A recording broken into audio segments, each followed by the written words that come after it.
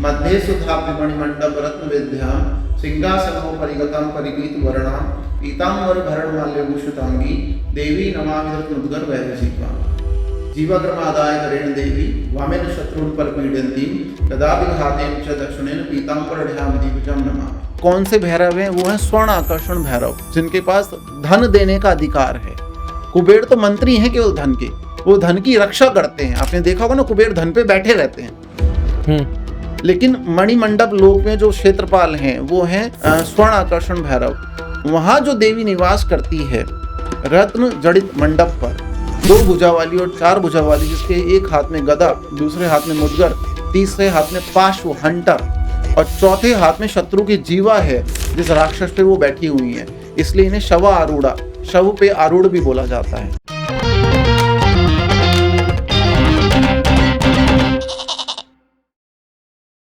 गुरुजी, जय माई की। जय माई की। आपका आभार आने के लिए, और इतने शॉर्ट नोटिस पे आप आ जाते हैं।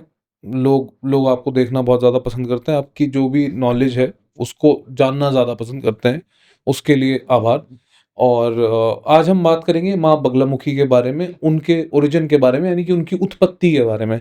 पहले आप उत्पत्ति से अगर बताना चाहें।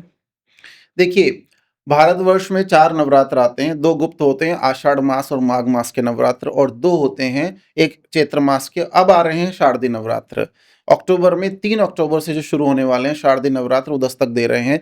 तो इसी उपलक्ष्य में हम जो पॉडकास्ट कर रहे हैं, उत्कर्ष जी देखिए, हम सामान्य जनमानस के लिए पॉडकास्ट करते हैं कि आखिर से आखिर व्यक्ति का भी भला हो, माई से जुड़े हो, भगवती से जुड़े, उसका कल्याण हो। तो माँ भगवती बगलामुखी सबसे पहले तो दशम महाविद्याओं में 8वीं महाविद्या कही गई है। ठीक है, साक्षात पीत कालिका इनको बोला जाता है। अब इनके अलग अलग नाम हैं, उन नामों की मैं थोड़ी सी व्याख्या और इनकी उत्पत्ति कैसे हुई कालांतर में, उसकी व्याख्या मैं आपको पहले करता हूं। सबसे पहले भगवान श्री कृष्ण, जिनको कर्म योगी हमारे शास्त्रों में बोला गया है, भगवान श्री कृष्ण द्वापर में आए, द्वापर युग में, और उनके गुरु का सांदीपनी का आश्रम उज्जैन क्षेत्र में था। हमने लास्ट टाइम उज्जैन के बारे में डिस्कस किया था। तो जब कंस ने उनको मारने के लिए बकासुर, बगलों वाला दैत्य भेजा, तो भगवान श्री कृष्ण ने अपने मित्रों की रक्षा के लिए, उस समय बाल स्वरूप में थे, उनकी लीला ही थी, रक्षा तो अपनी खुद भी कर सकते थे, लीला थी उनकी, माँ भगवती को का आह्वान किया। योग माया, महामाया प्रकट हुई, और उन्होंने, और उस स्तंभन कारणी त्रिलोक्य विजयी शक्ति ने बकासुर के मुख में जाकर, बगुले के मुख में जाकर उसको स्तंभित कर दिया। मतलब चोंच खुली की खुली रह गई और वहीं वो मर गया, भस्म हो गया। भगवान श्री कृष्ण ने प्राणी मात्र के कल्याण के लिए उस देवी को नाम दिया, बगुले के मुख को स्तंभित करने वाली माँ बगलामुखी। नारायणी शक्ति है वो, पीत वर्णा है, मणिमंडप लोक में बैठती है, इसलिए सोने के समान चमकने वाली देवी है, इसलिए इनको पीतांबरा बोला जाता है। ये नारायणी शक्ति है। दूसरा, सतयुग में जब तूफान आया था, माँ भगवती बगलामुखी को प्रकट करने के लिए त्रिपुर महासुंदरी षोडशी कामाख्या की पूजा शंकर जी के कहने पर, उनकी तपस्या साधना 400 वर्ष की विष्णु जी ने सौराष्ट्र कच्छ में जाकर करी थी।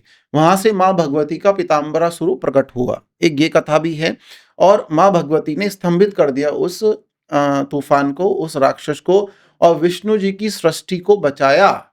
और ये उनको आशीर्वाद दिया विष्णु जी को कि सदा सर्वदा मैं ग्रहों को बांध के रखूंगी, गति और मति दूंगी, संचालित करूंगी आपकी सृष्टि को, जैसे पृथ्वी को एक धुरी पे रखूंगी।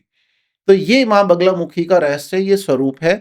माँ भगवती बगलामुखी के लिए बोला जाता है, मध्ये सुधाब्ध मणिमंडप रत्न विद्याम सिंहासनो परिगतां परिपीत वर्णाम पीतांबर भरण माल्यभूषितांगी देवी नमामि धृतमुद्गर वैरजीवाम जीवाग्रमादाय करेण देवी वामेन शत्रुन परपीडयन्तीं गदाभिघातेन च दक्षिणेन पीतांबरढ्यां दीपजं नमामि। अर्थात मणिमंडप लोक जो है, एक लोक है मणिमंडप लोक, विष्णु लोक, या फिर आप बोल सकते हैं हरि लोक के आसपास ही माना गया है। वहां के जो रक्षक हैं वो कौन से भैरव हैं? वो हैं स्वर्ण आकर्षण भैरव, जिनके पास धन देने का अधिकार है। कुबेर तो मंत्री हैं केवल धन के, वो धन की रक्षा करते हैं। आपने देखा होगा ना, कुबेर धन पे बैठे रहते हैं। लेकिन मणिमंडप लोक में जो क्षेत्रपाल हैं वो हैं स्वर्ण आकर्षण भैरव। वहां जो देवी निवास करती है रत्न जड़ित मंडप पर, 2 भुजा वाली और 4 भुजा वाली, जिसके एक हाथ में गदा, दूसरे हाथ में मुद्गर, तीसरे हाथ में पाशु हंटर और चौथे हाथ में शत्रु की जीवा है, जिस राक्षस पे वो बैठी हुई है। इसलिए इन्हें शवा आरूढ़ा, शव पे आरूढ़ भी बोला जाता है। गृहस्थों की सबसे बड़ी देवी, राजसत्ता जिताने वाली, इलेक्शन कोर्ट केस चुनाव जिताने वाली, मंत्री संतरी इनके सेवक, और आकर्षण और सम्मोहन की सर्वोच्च विद्या माँ बगलामुखी कही गई है। ये पराविद्या, त्रिविद्या, सिद्ध विद्या है। सिद्ध माता है, जल्दी प्रसन्न हो जाती हैं, और पराविद्या है मतलब इनके साधक पर कोई टोना टोटका नहीं किया जा सकता और कभी उसकी अकाल मृत्यु नहीं हो सकती। यह एक छोटा सा पॉइंट मैं शॉर्ट में आपको जोड़ देता हूं। माँ भगवती बगलामुखी पीताम्बरा महामाई अष्टम महाविद्या है, अर्थात ये कुंडली के 8वें घर को साध लेंगी। अष्टम घर क्या है कुंडली में? मृत्यु भाव है। तो अगर कुंडली के 8वां घर आपका ठीक हो गया भगवती और गुरु सानिध्य में रहकर, तो आपकी कभी अकाल मृत्यु नहीं हो सकती। गोली आएगी और कान के पास से निकल जाएगी। एग्जाम्पल दे रहा हूं आपको, आप कभी अकाल मृत्यु को प्राप्त नहीं होंगे, आप शतायु होकर ही प्राप्त होंगे। हमें अपने सदगुरुओं को, शिक्षा गुरुओं को देखा है, वो 98 पे नहीं गए, ब्रह्मलीन नहीं हुए, वो 100 पे, 101 पे, 104 पे ब्रह्मलीन हुए हैं। कुछ लोग, कुछ गुरुओं को तो थोड़े असाध्य रोग भी थे, बीमारियां भी थी, लेकिन भगवती के नाम जप में इतनी महिमा है। नवरात्र के उपलक्ष्य में यही बता रहा हूं, नवरात्र में अगर भगवती की साधना आप करते हैं, पूजा जप पाठ हवन गुरु सानिध्य में करते हैं, तो आपके वारे न्यारे हो जाएंगे। आप कुबेर के समान आपका जीवन होगा, चाहे आपकी जन्मपत्री में कुछ भी ना हो। अच्छा गुरु, अभी आपने जब ये बता रहे थे तो इसमें आपने 3 चीज़ों का वर्णन करा। पहले तो आपने एक तो इसमें ग्रहों के बारे में बताया कि वो ग्रहों को बांध लेते हैं, पहली चीज़। दूसरा आपने बताया कि मंत्री संतरी शब्द का आपने प्रयोग करा। तो पहले हम ग्रह की तरफ जाते हैं कि क्या इनका कोई भी जन्म कुंडली से भी कोई वास्ता होता है या? देखिए, एक दुर्गम नाम का, दुर्गा जिनका माँ दुर्गा ने, भगवती ने संहार किया था, तो माँ का नाम दुर्गा पड़ा, दुर्गम को मारने की वजह से, दुर्गमासुर। तो जब माँ भगवती दुर्गा को, आपके प्रश्न का उत्तर मैं दे रहा हूँ, माँ भगवती दुर्गा को जब देवासुर संग्राम में आवश्यकता पड़ती है, वो 2 देवियों का आवाहन करती है। पहली युद्ध की देवी है छिन्नमस्तिका, जिन्होंने अपनी सखियों जया विजया की प्यास बुझाने के लिए अपनी ही गर्दन काट दी थी और रक्त की 2 धार निकली और जया विजया की प्यास बुझी। परम त्याग का सर्वोच्च उदाहरण है माँ भगवती छिन्नमस्तिका, जिनको पंजाब क्षेत्र में चिंतपूर्णी बोलते हैं, वही नाम है। उन्हीं का जो सिद्ध शक्तिपीठ है, सिद्ध पीठ है, वो है रजरप्पा, झारखंड में माँ छिन्नमस्तिका का सिद्ध पीठ है, महाशमशान है। मैंने लास्ट टाइम भी आपको बताया था। दूसरी देवी आती है माँ बगलामुखी, शत्रु संगारक, गदा से प्रहार करती हैं ये।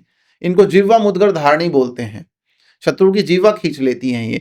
तो ये माँ बगलामुखी का स्वरूप ऐसा है। एक तो ये मंगल प्रधान देवी है, इनको मंगल चंडी भी बोला गया है। तो हमने ऐसा देखा है कि इनकी साधना मांगलिक सबको ही फलित होती है। वैसे तो आशीर्वाद तो भगवती सबको देती है, लेकिन अगर आपकी जन्मपत्री में मांगलिक दोष है, विवाह नहीं हो रहा है, क्रोध ज्यादा आता है, आप बीपी के पेशेंट हैं, ब्लड प्रेशर के पेशेंट हैं, हार्ट डिजीजेस हैं आपको, तो मांगलिक लोगों के लिए माँ बगलामुखी बहुत अच्छी, बहुत सुंदर देवी कही गई है, क्योंकि मंगल प्रधान देवी हैं। ऐसे तो ये चंद्रमुखी, चंद्रमोहिनी इनको बोलते हैं, सूर्य चंद्र को धारण करती हैं, चंद्र मुकुट पहनती हैं, तो सूर्य चंद्र आपकी जन्मपत्री के अच्छे कर देंगी। पीत वर्णा है तो बृहस्पति अच्छा हो जाएगा, श्री विद्या का स्वरूप है तो शुक्र आपका अच्छा हो जाएगा, फिर बचा क्या? तो समस्त कुंडली के ग्रहों का जो डिपार्टमेंट है, जो कैबिनेट है, वो इनके पास है।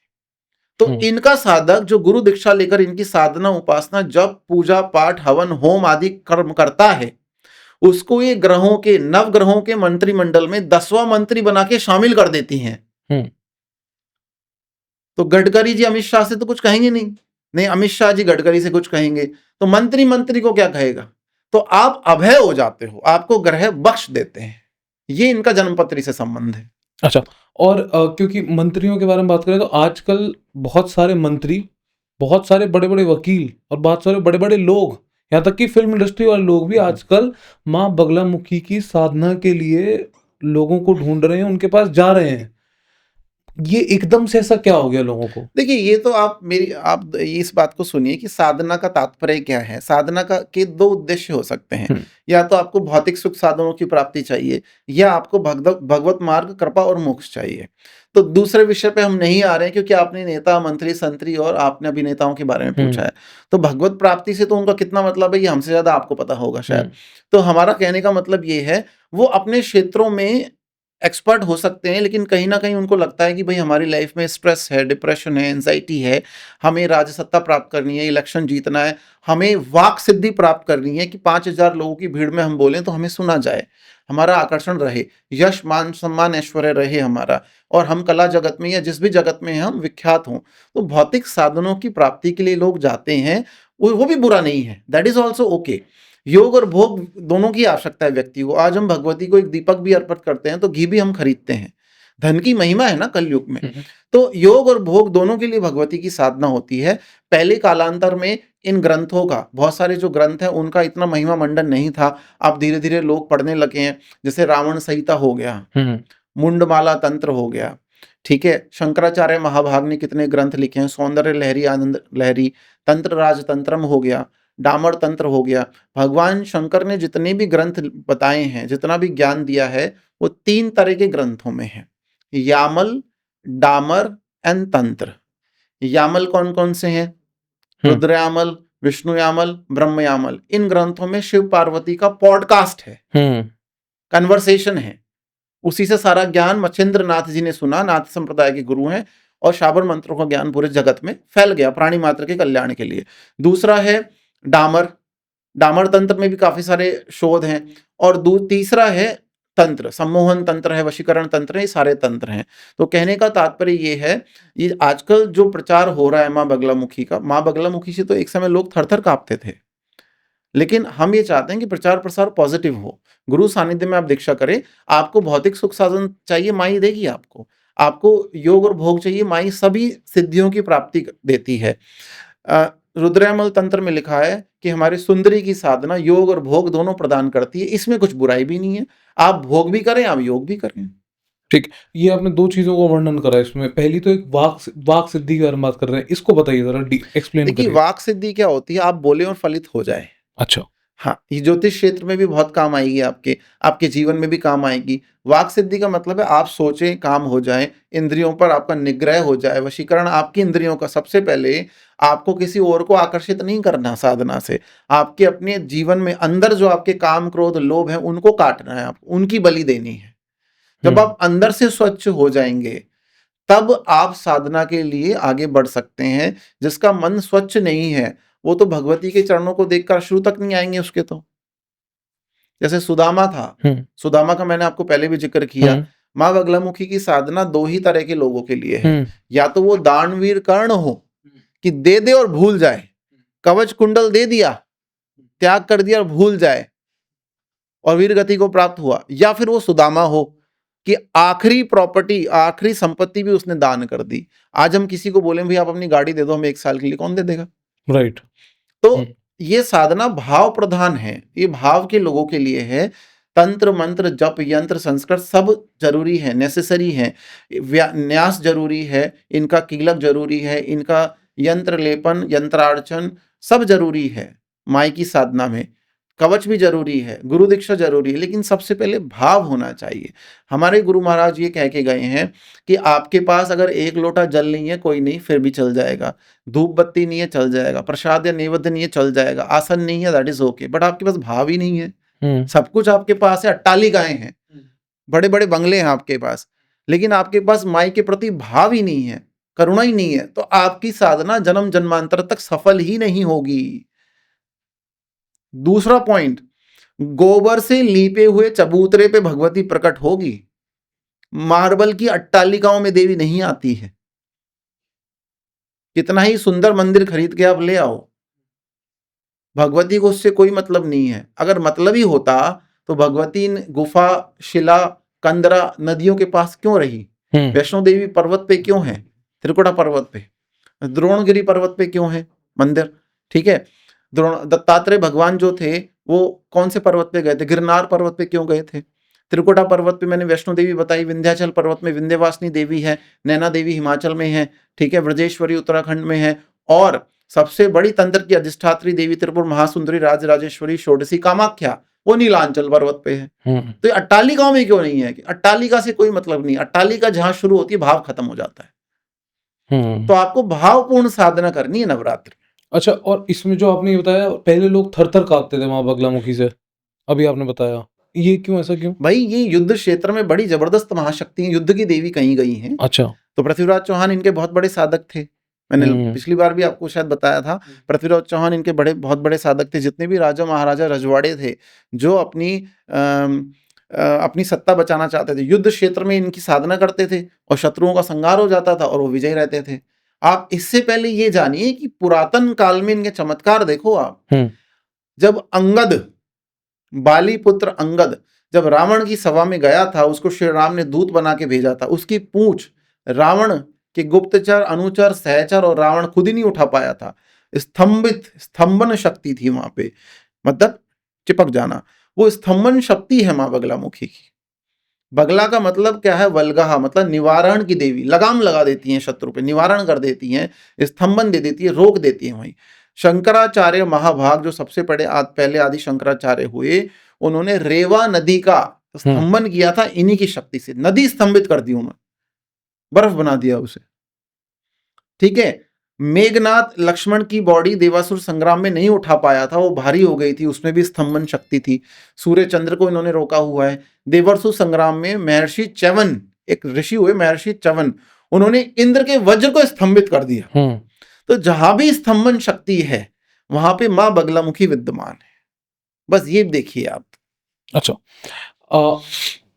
थोड़ा सा, क्योंकि अभी हम इससे पहले बात कर रहे थे, उसमें हम अकाल मृत्यु के बारे में बात कर रहे थे, और अकाल मृत्यु के बारे में मुझे लगता है आजकल लोग मृत्यु के बारे में बहुत ज्यादा, आप देखोगे इंटरनेट पे बहुत ज्यादा ही लोग बात कर रहे हैं।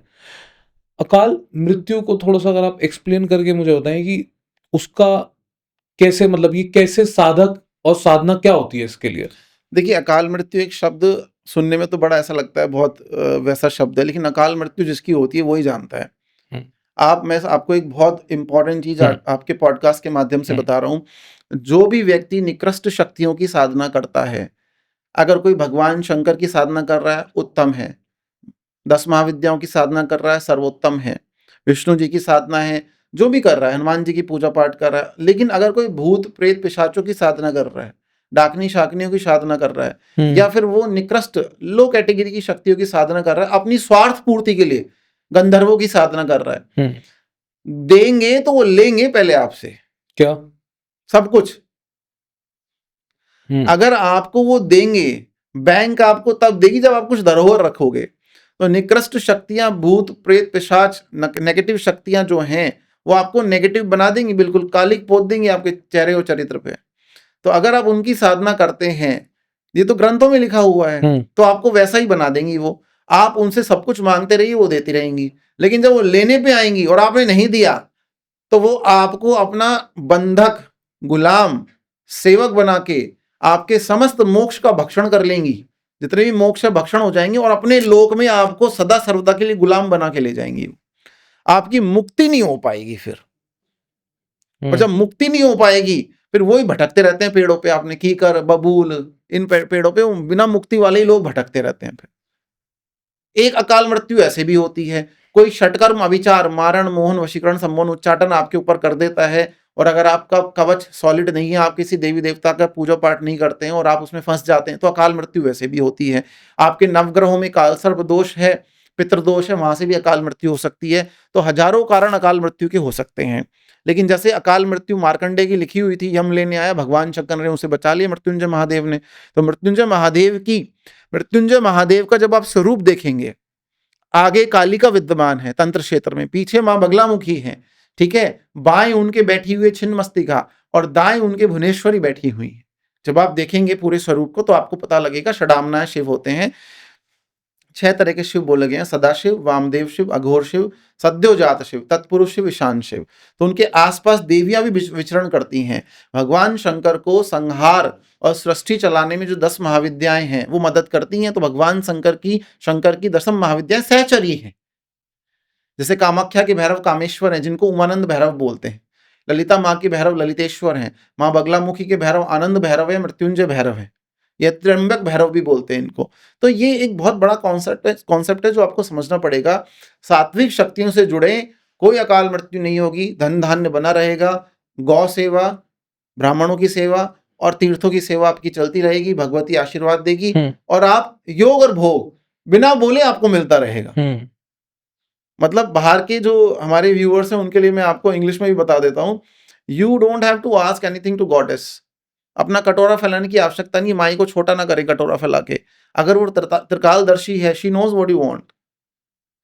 पॉजिटिव चीज आपको क्या चाहिए वो आपको देंगी वो, ठीक है। अगर आप मात्र स्वरूप में पूजा करेंगे तो सब पॉजिटिव आपको मिलेगा। उपासक आप बनना चाहते हैं तो गुरु दीक्षा अत्यंत आवश्यक है। दशम महाविद्याओं की पूजा में किसी भी मंत्र का जप, बीज मंत्र भी हो चाहे, जैसे काली या कामाख्या का बीज मंत्र क्लीम है, माँ भुवनेश्वरी का बीज मंत्र ह्रीम है, माँ बगलामुखी का बीज मंत्र ह्लीम है, ह्रीम है, ह्लिंग है। इन सब बीज मंत्रों का कोई भी मंत्र हो, चाहे मंत्र राज हो, बड़े बड़े मंत्र हो, आप बिना गुरु दीक्षा के बिल्कुल टच ना करें। योगनियां पीछे पड़ जाएंगी और आपके लेने के देने पड़ सकते हैं। अगर आप मंदिरों में दर्शन करने जाते हैं, आप पूजा पाठ करते हैं, आरती करते हैं, चालीसा करते हैं, स्तोत्र पढ़ते हैं, उसमें किसी गुरु की आवश्यकता नहीं है। राम से बड़ा राम का नाम, देवी का नाम कोई भी ले, कोई भी बोले ब्रह्मास्त्र रूपिणी देवी माता श्री बगलामुखी चिशक्ति ज्ञान रूपाचा ब्रह्मानंद प्रदायिनी महाविद्या महालक्ष्मी श्रीमती त्रिपुर सुंदरी भुवनेश्वरी जगन्माता पार्वती सर्वमंगला, आप आराम से नाम लीजिए, स्तोत्र पढ़िए, चालीसा पढ़िए। लेकिन तांत्रिक मंत्रों को और इनको भगवान शंकर ने शापित किया हुआ है ताकि कोई इनका दुरुपयोग नहीं करे। तो जब आपको गुरु मिलेगा वो आपको प्रोसेस बताएंगे कि न्यास क्या होता है, ध्यान क्या होता है, कीलक क्या होता है, आसन शुद्धि, भूत शुद्धि, माला शुद्धि। भूत शुद्धि मतलब अपने शरीर की शुद्धि, ये सब क्या होती है, क्षमा प्रार्थना क्या होती है। जब गुरु आपको प्रोसेस देंगे, मंत्र माला आसन देंगे, तब आप भगवती से कनेक्ट हो पाएंगे। किसी कुलाचार परंपरा से आप पाएंगे, जैसे नाथ संप्रदाय की कुलाचार परंपरा है, अलग अलग परंपराएं हैं, कोल मार्ग की अलग, कोलाचारी अलग होते हैं, है ना, और सात्विक मार्ग के अलग होते हैं, वाम मार्ग के अलग होते हैं। उस परंपरा से जब आएंगे और वो जो गुरु मंत्र आपको मिलेगा वो आपसे पहले लाखों गुरुओं ने जप लिया है, तो उस प्रोसेस से आपको आना पड़ेगा महाविद्या से जुड़ने के लिए, क्योंकि ये बहुत बड़ी संहारक शक्तियां हैं, इनका प्रचार प्रसार ज्यादा वर्जित है। आप मात्र स्वरूप में पूजिए, लेकिन आप भाव से पूजिए और गुरु दीक्षा के बाद उपासना करें। भक्ति कोई भी कर सकता है। गुरु जी, भक्ति और उपासना से मुझे ये एक बार और कंफर्म करिए कि अगर इसका इस्तेमाल कोई किसी दूसरे परिवार का नष्ट करने के लिए करे, किसी और का हक मारने के लिए करे, तो क्या ये होता है? देखिए, जब आप तंत्र क्षेत्र की बात करते हैं, जो भी आपने सुना है, जो नहीं सुना है, जो आपने देखा है और आप नहीं देख पाए अपने चर्म चक्षुओं से, सब होता है। किसी ने आपके ऊपर कोई प्रयोग किया, तंत्र प्रयोग क्या है, प्रयोग क्या है, नेगेटिव एनर्जी क्या है, इट्स अ हवा। आप सो के उठते हैं, आपको हेडेक है, that is also negative energy. कोई भी, अगर आपका कोई सत्कर्म नहीं है, आप शाकाहारी नहीं हैं, आप ब्रह्म मुहूर्त में उठने वाले नहीं हैं, नित्य सुबह स्नान नहीं करते, किसी मंदिर के दर्शन नहीं करते, माता पिता की ब्लेसिंग आपके ऊपर कम है, कुल देवी देवताओं की पुत्रों की, तो आप तंत्र के क्षेत्र में आप पे प्रयोग किया जा सकता है। आप हर जगह अपनी फोटो लगा देते हैं, किसी ने फोटो ले ली, तंत्र किया जा सकता है, लेकिन आपका इष्ट और आराध्य आपको सदा बचाता है, हमेशा आपका बचाव होगा। लेकिन अगर आप इन चीजों में पड़ भी जाते हैं तो बहुत सारे प्रोसेस होते हैं जिनके माध्यम से आप निकल सकते हैं, अपनी ऑरा को पॉजिटिव रख सकते हैं। अच्छा, अगर कोई आदमी वेश्यावृत्ति, शराब, मांस, हर उस चीज का सेवन कर रहा है और दूसरी तरफ माँ माँ करे जा रहा है, ये सही है? नहीं, बिल्कुल सही नहीं है। अगर आपका आचरण ठीक नहीं है तो आप मांत्रिक नहीं हो सकते। अगर देखिए, ब्राह्मण का मतलब क्या है, ब्राह्मण का मतलब जाति से नहीं है, जिसका ब्रह्म तुल्य व्यवहार हो। ब्राह्मण वही कहलाता है जिसका, मतलब पंडित या आचार्य वही कहलाता है जिसका आचार्य के तुल्य व्यवहार हो ना। देवी तो वही है जिसका देवी तुल्य, देव तुल्य, देवी तुल्य व्यवहार हो।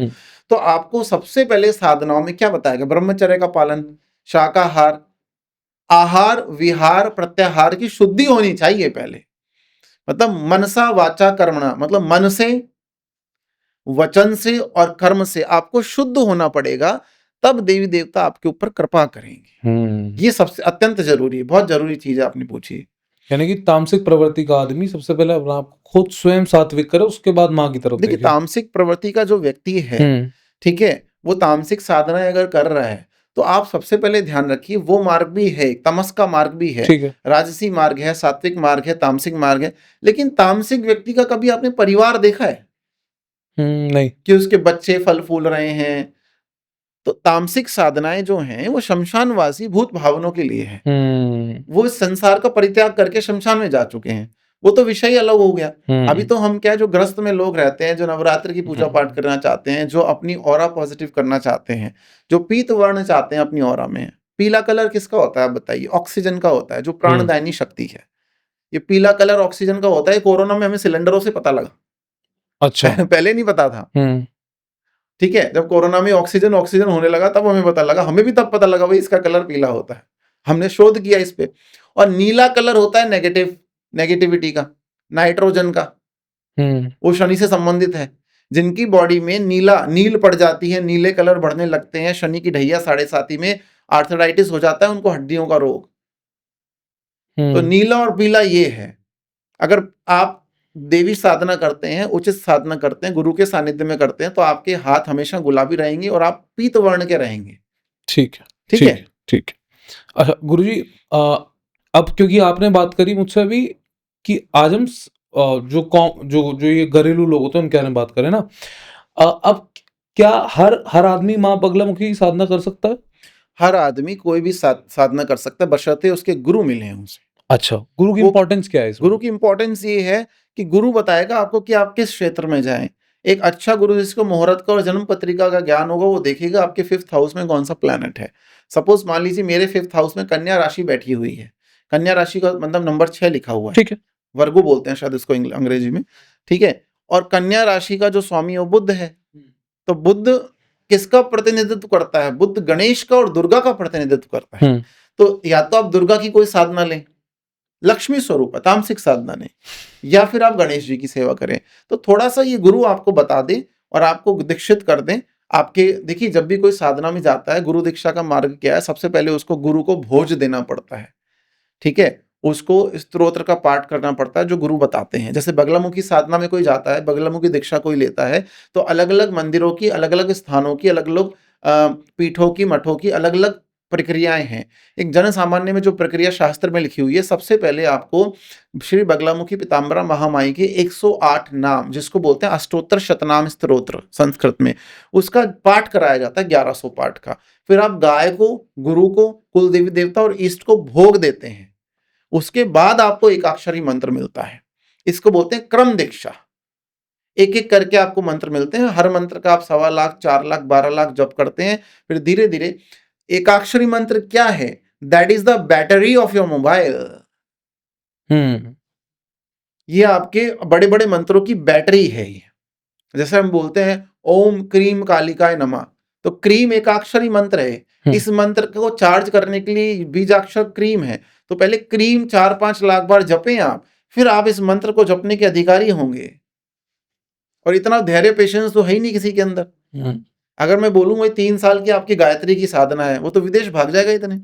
3 साल में तो वहां की साधना करेगा वो। अलग अलग तरह की जो साधनाएं चल रही पाश्चात्य संस्कृति में, आपको पता है, राम को रामा, कृष्ण को कृष्णा, तो ये सारी चीजों में चले जाते हैं वो।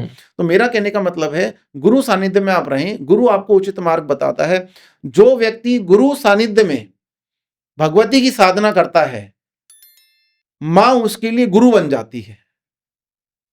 ठीक है, और गुरु ही मातुल्य व्यवहार भी करते हैं। जैसे हमारे जो गुरु हैं, सदगुरु भगवान हमारे हैं, जो आपके किसी के भी जो गुरु हैं, वो माँ की तरह आपके ऊपर ममता भी रखते हैं, पिता की तरह डांटते भी हैं, और वो हमारे लिए देवतुल्य भी हैं। अगर वो हमें वो मार्ग ही नहीं बताते, गुरु ब्रह्मा, गुरु विष्णु, गुरु देवो महेश्वर वाला, तो हम जा ही नहीं पाते उस मार्ग पे।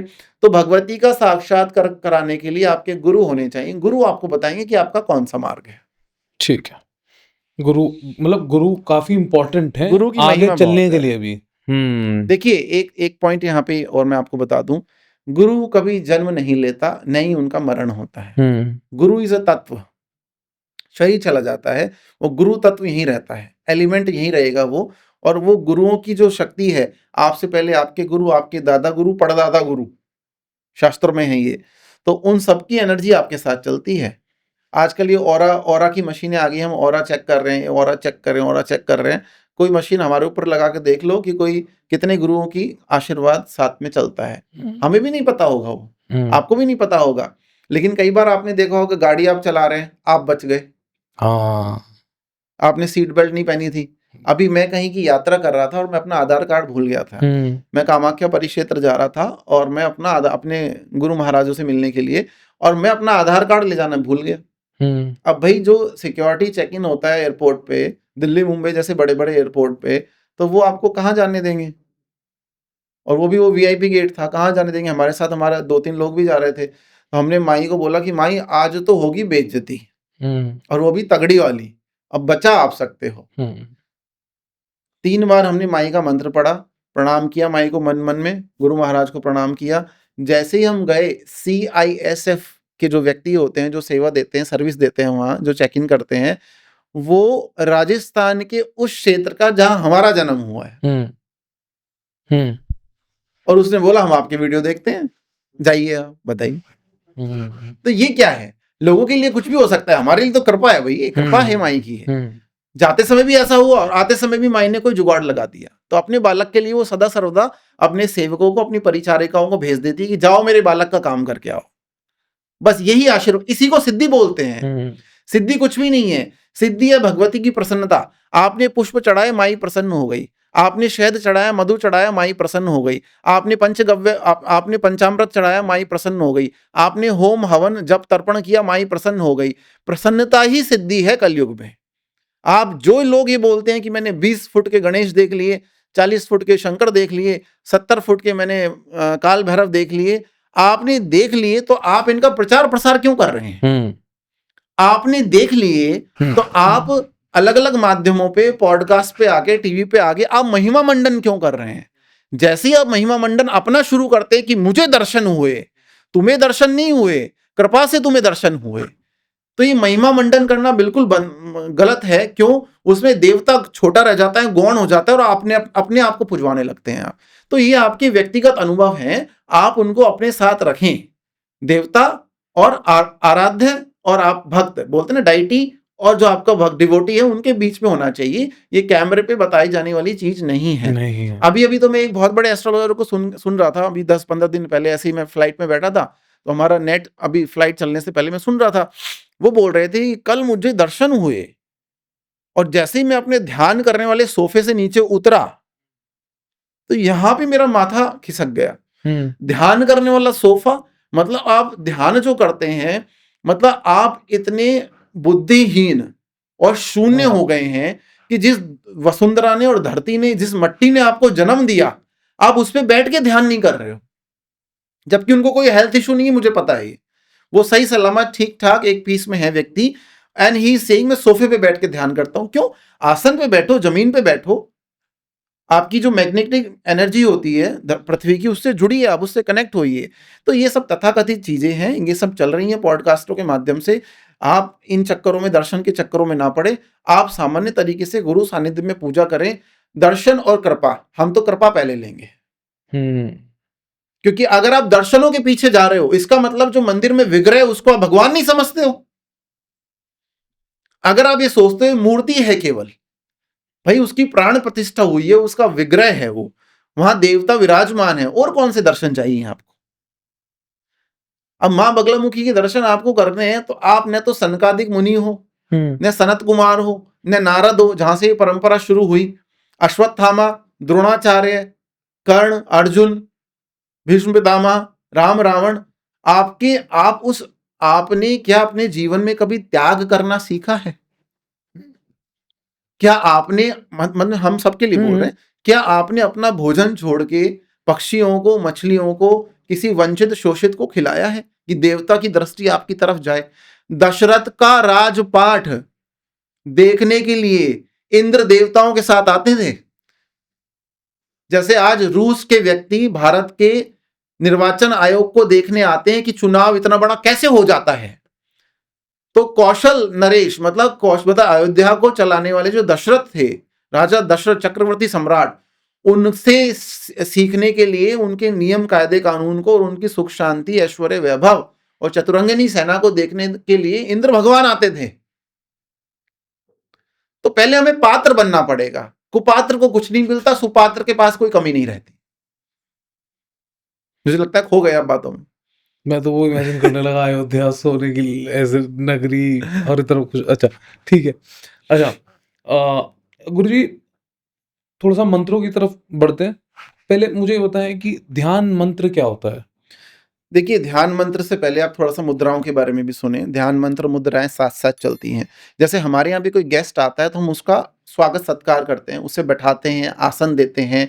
पहले जब जैसे ऋषि-मुनि जब राजाओं के दरबार में जाते थे, उनके चरण धोए जाते थे, पाद्य दिया जाता था उनको, अर्घ होता है, ठीक है? और षोडश उपचार बोलते हैं, 16 तरह के उपचार होते हैं, तिलक होता है, पुष्पमाला होती है, नैवेद्य होता है, अर्चन होता है।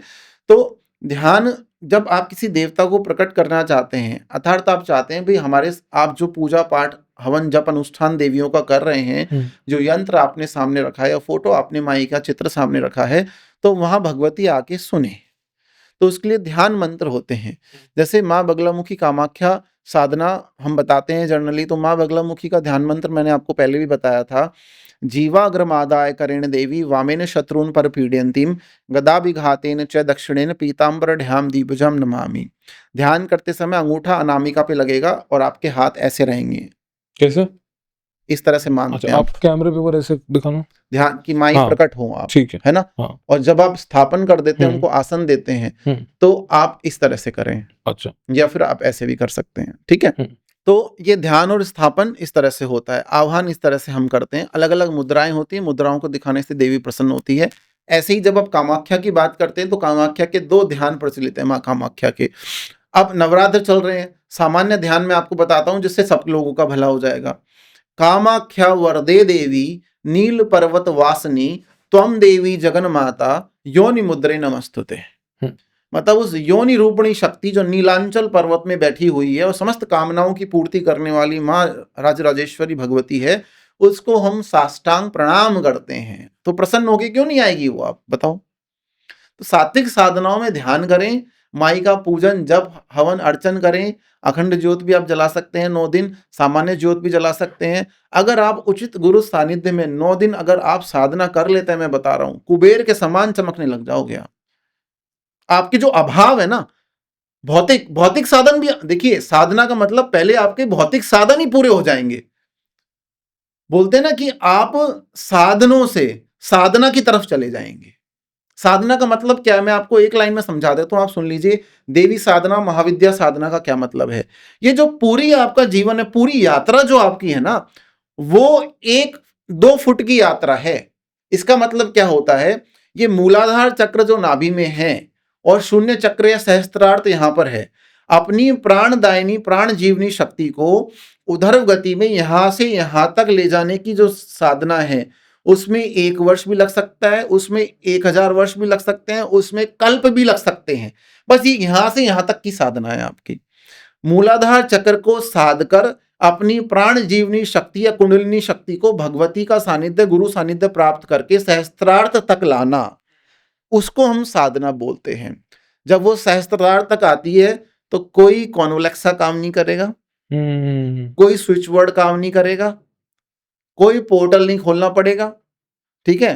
पेन लाके पूरे हाथ पोतने या रंगने की आवश्यकता नहीं पड़ेगी। माथे पे, पैरों पे कहीं भी स्विच वर्ड या नंबर्स नहीं लिखने पड़ेंगे। सोचने मात्र से काम होगा, बशर्ते गुरु आपके उत्तम हो, गुरु को ज्ञान हो और भगवती की कृपा हो। और आप सात्विक भी हो। सात्विक होना तो बहुत जरूरी है। तामसिक लोगों के लिए हमारे पास कुछ नहीं है, सात्विक ठीक है। सात्विक होना चाहिए। ठीक है।